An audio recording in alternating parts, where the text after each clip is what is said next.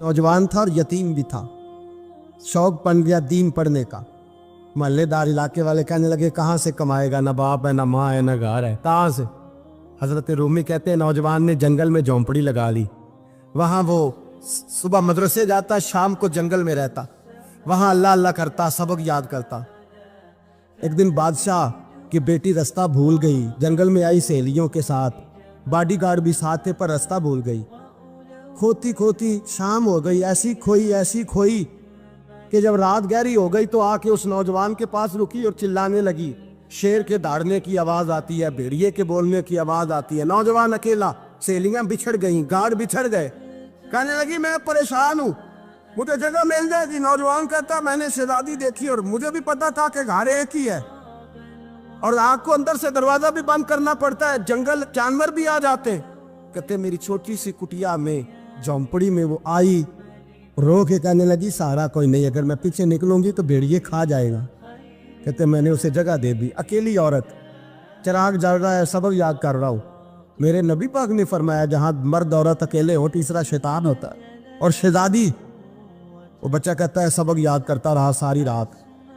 वो बच्ची को कहा सो जा, पर वो कहती है नींद मुझे भी कहाँ आई।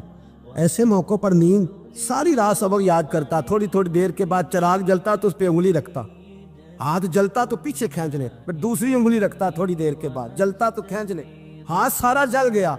सुबह किरणें चमकी तो कहने लगा चल निकल जा, दौड़ जा, बस बड़ा सब्र का इम्तिहान हो गया, चली जा। शहजादी बाहर निकली, सिपाही ढूंढ रहे थे। बादशाह खुद जंगल में निकला हुआ था, मेरी बेटी मिल गई। बादशाह तन्हाई में जाके कहने लगा बेटा मैं दुनिया को बताऊंगा कि मेरी बेटी खोई नहीं थी, सिपाही साथ ही थे।